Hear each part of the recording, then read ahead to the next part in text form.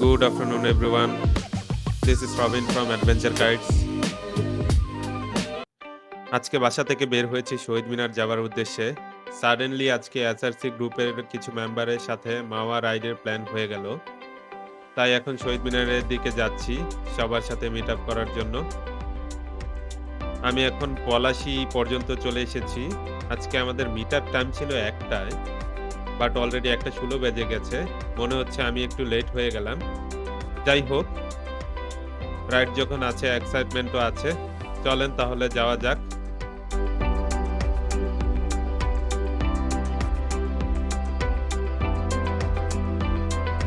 Finally আমরা এখন শহীদ মিনারে আছি। সবাই রেডি হচ্ছি এখন এখান থেকে রাইড স্টার্ট করার জন্য। আর ঠিক ১:৪৫-এ আমরা শহীদ মিনার থেকে সবাই একসাথে বের হয়ে গেলাম।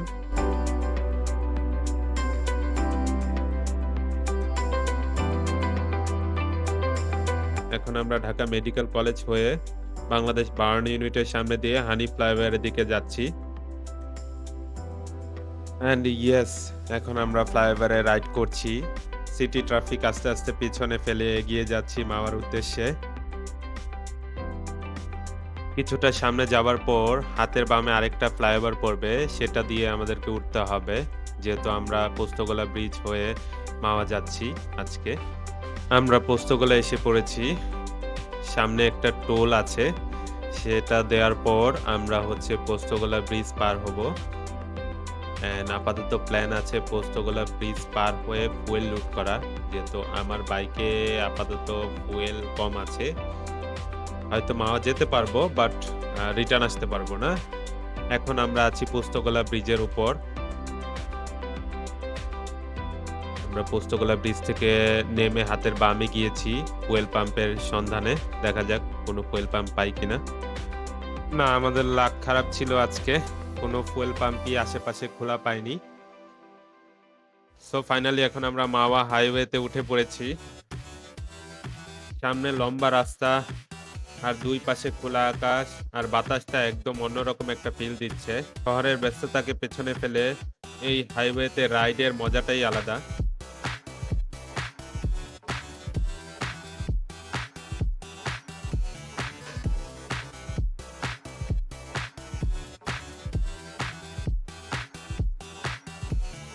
আমরা মাওয়া স্কয়ারে এসে পড়েছি। এখন আমরা হাতের বামে যাচ্ছি।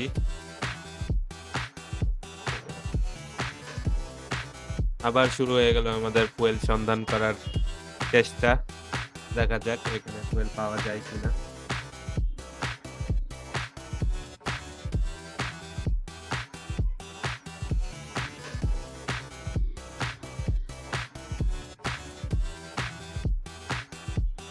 আছে। এখানে লোকাল একজন বলল সামনে গেলে হয়তো আমরা পেতে পারি, তাই আমরা এখন আবার সামনের দিকে যাব। অ্যাকচুয়ালি আমি আমার বাকি টিম মেম্বারদের একটু প্যারায় ফেলে দিলাম। আমি ভেবেছি হয়তো রাস্তায় ফুয়েল পাবো, তাই ফুয়েল ফুল করে বের হইনি বাসা থেকে। এখন এদিকে এসে দেখি সব জায়গাতেই ফুয়েলের সংকট। দেখা যাক কি আছে ভাগ্যে।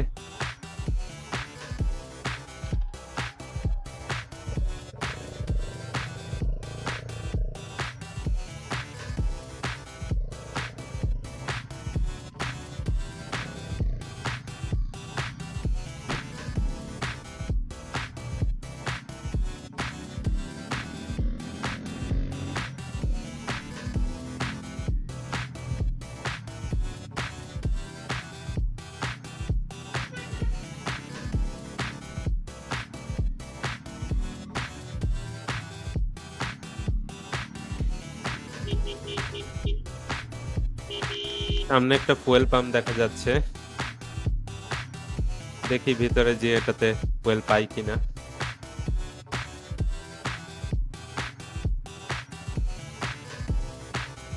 যে অবস্থা দেখতে পাচ্ছি মনে হয় তো না ফুয়েল পাবো।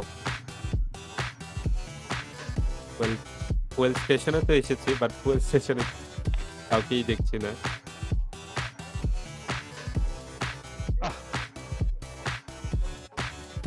না, এখানেও কোয়েল নেই বলছে। আজকে ভাগ্য খুবই খারাপ।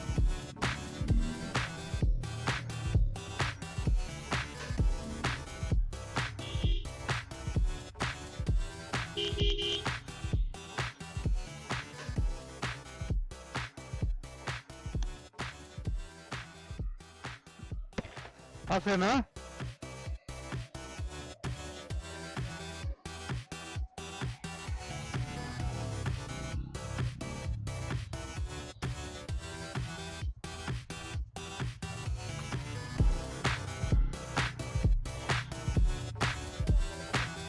কি সেল করো না?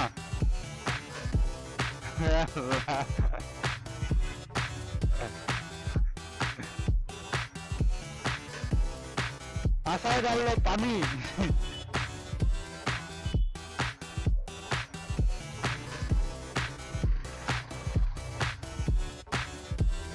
এখানেও পেলাম না। ভেবেছিলাম এখানে আছে। পরে জানতে পারলাম উনারা পানি ভরে রেখেছে বোতলের ভেতর।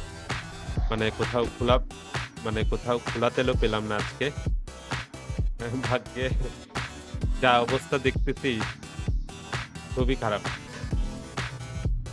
যাই হোক, আমরা এখন তাহলে সরাসরি মাওঘাটে চলে যাব। আর কোথাও ট্রাই করব না। একেবারে যাবার পথে যদি কোনো ব্যবস্থা করতে পারি তাহলে করব। আদারওয়াইজ কি হবে জানি না। তো আমরা এখন মাওঘাটের দিকে যাচ্ছি।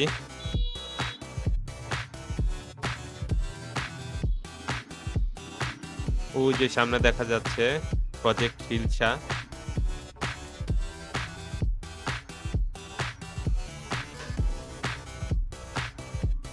হাতের বামে যে রেস্টুরেন্টটা দেখতে পাচ্ছেন এটাই হচ্ছে প্রজেক্ট হিলসা। আমরা এখন সোজা চলে যাব। আমরা বেসিক্যালি ঘাটে যাব।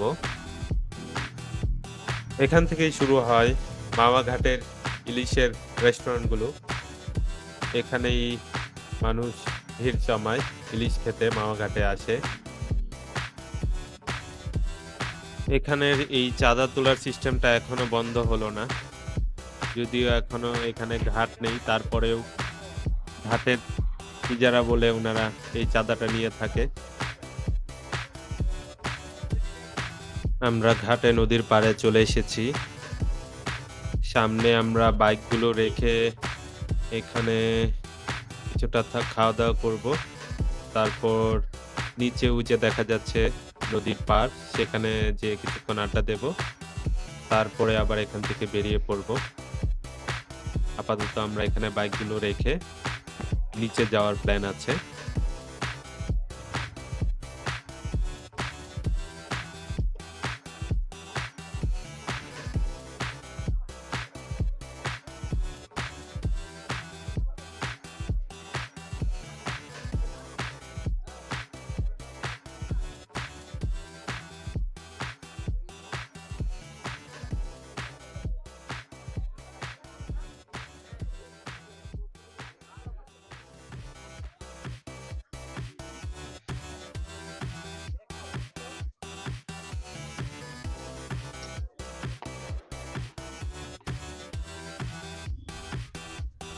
আমরা মাওয়া ঘাটে ঘোরাঘুরির পর ওইখান থেকে বেরিয়ে এখন আবার পদ্মা সেতুর দিকে যাচ্ছি।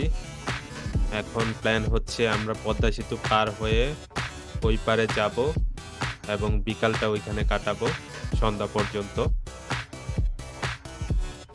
আমরা পদ্মা সেতুতে উঠবো একটু পরে। পদ্মা সেতু লেনে যাচ্ছি।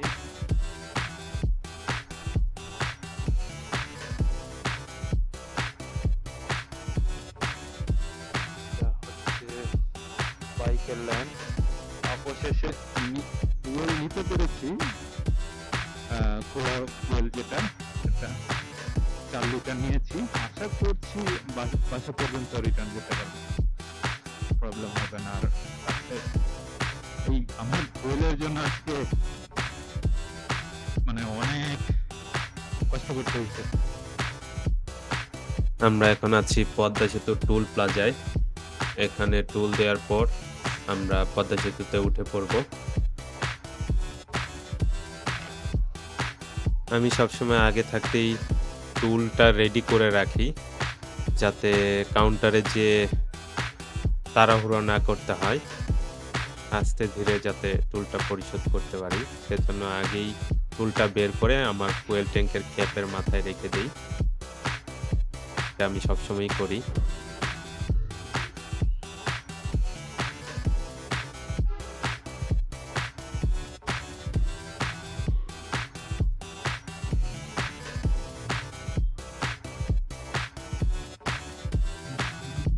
আমরা এখন সার্ভিস লাইন ধরে এগিয়ে যাচ্ছি। পদ্মা সেতুতে ওঠার আগ পর্যন্ত আমাদেরকে এই সার্ভিস লাইন ফলো করতে হবে।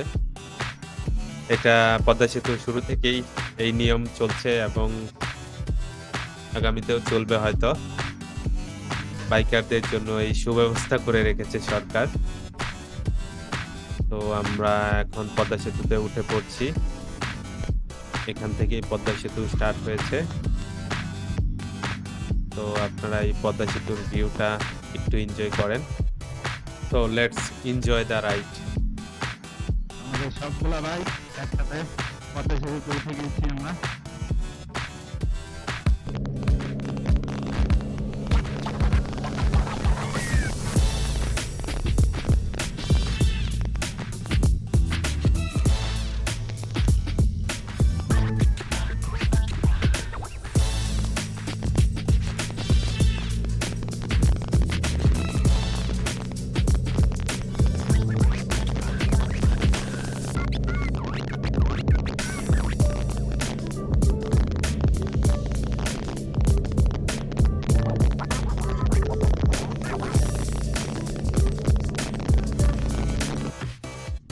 আমরা পদ্মা সেতু থেকে নেমে হাতের বামের যে রুটটা আছে সেদিক দিয়ে যাচ্ছি।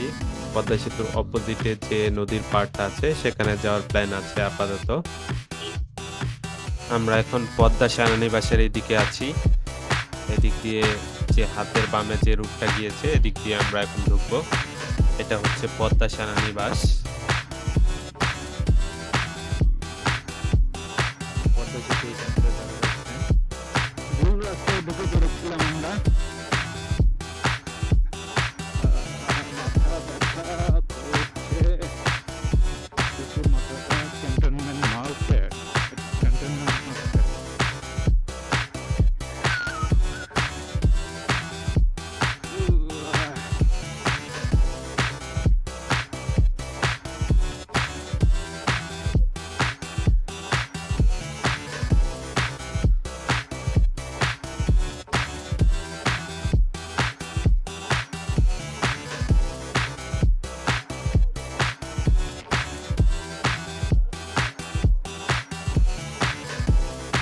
নদীর পার কই? আচ্ছা এই নদীতে আইসা উঠছি একটা দাঁড়ায় যাই অন্তত। তাহলে নদীর পাড়ে যাই। আসলে পরে পেলাম নদীর অন্ধকার দেখা যাবে।